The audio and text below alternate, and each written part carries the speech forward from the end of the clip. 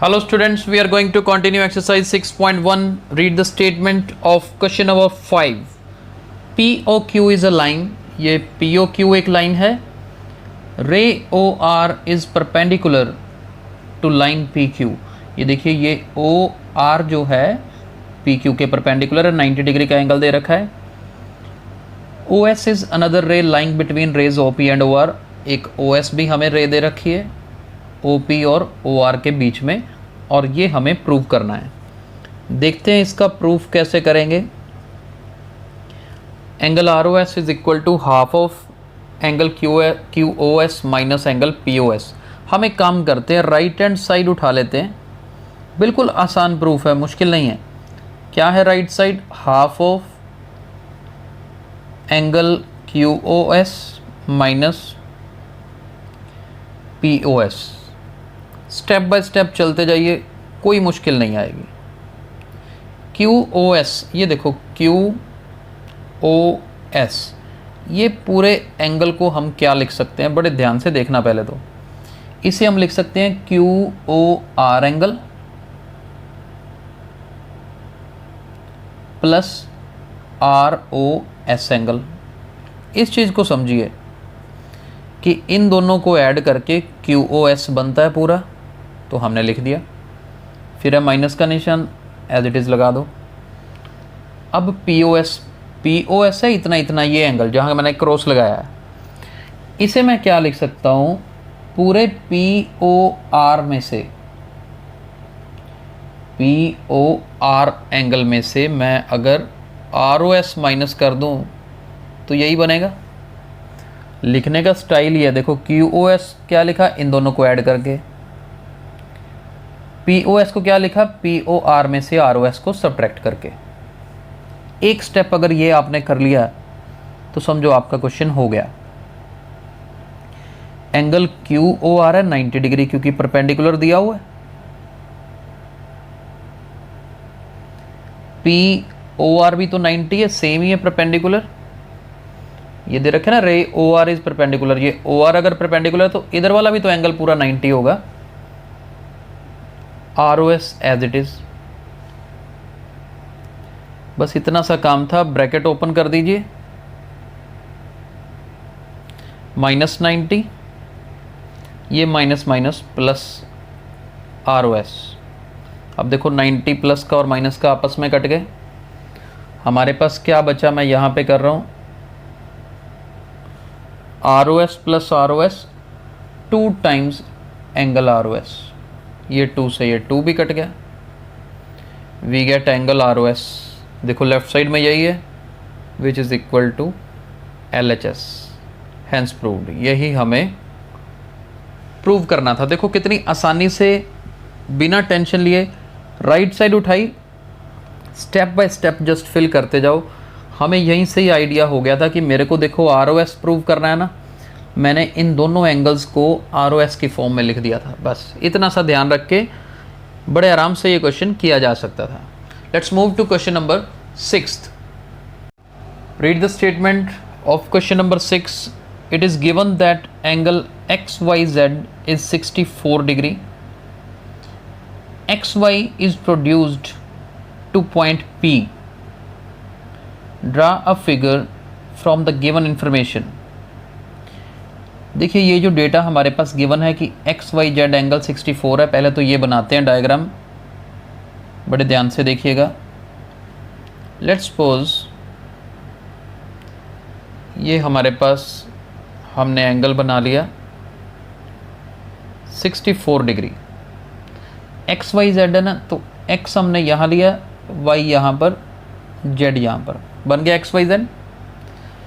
XY is produce two point P. ये जो XY है ना, इसे प्रोड्यूस किया. चलिए आगे तक प्रोड्यूस मतलब आगे तक एक्सटेंड करना, P पॉइंट तक. चलिए इसको प्रोड्यूस भी कर दिया. इफ रे YQ बाइसेक्ट्स एंगल ZYP. ये देखो ZYP एंगल ये वाला है ना, कोई रे YQ है जो इसे बाइसेक्ट कर रही है, यानी कि बाइसेक्ट मतलब दो इक्वल पार्ट्स में बांट रही है. तो मैं एक काम करता हूँ, यहाँ से ये रे ड्रॉ करें, YQ बाइसेक्ट्स एंगल ZYP मतलब देखो जी, ये वाला एंगल और ये वाला एंगल दोनों इक्वल है। हम एक काम करते हैं, इसे भी x मान लेते हैं, इसे भी x, दोनों की वैल्यू x है। यहाँ से क्लैरिटी हो गई हमें कि हाँ ये दोनों इक्वल एंगल हैं। Find angle X Y Q. अब एक्स वाई क्यू कौन सा, ये रहा एक्स वाई क्यू। ये एक्स वाई क्यू एंगल निकालने के लिए मुझे एक्स निकालना पड़ेगा। जब एक्स निकल जाएगा तो एक्स वाली वैल्यू में 64 ऐड कर देंगे तो एक्स वाई क्यू बन जाएगा। And reflex of Q Y P, Q Y P का रिफ्लेक्स निकालना है। तो मेन मुद्दा यहाँ पर एक्स की वैल्यू निकालने से है सबसे पहले। अब ध्यान से देखिए, पी एक्स क्या है, स्ट्रेट लाइन है और उसके ऊपर ये दोनों रेज बन रही हैं, यानी कि ये तीनों एंगल्स का सम क्या होने वाला है जी, 180 डिग्री होगा। इन तीनों एंगल्स का सम क्या होगा, 180 डिग्री होगा। या हम एक तरीके से लिख सकते हैं, here P X is a line, straight line लिख सकते हो, and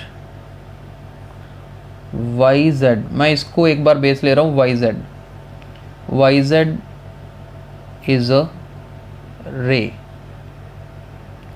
therefore angle P Y Z, ये P Y Z plus angle X Y Z, ये किसके इक्वल होगा जी, 180 डिग्री के। अभी मैंने x प्लस एक्स इसे स्प्लिट नहीं किया, सीधा 180 डिग्री का सम लिखा। Reason, linear pair angles.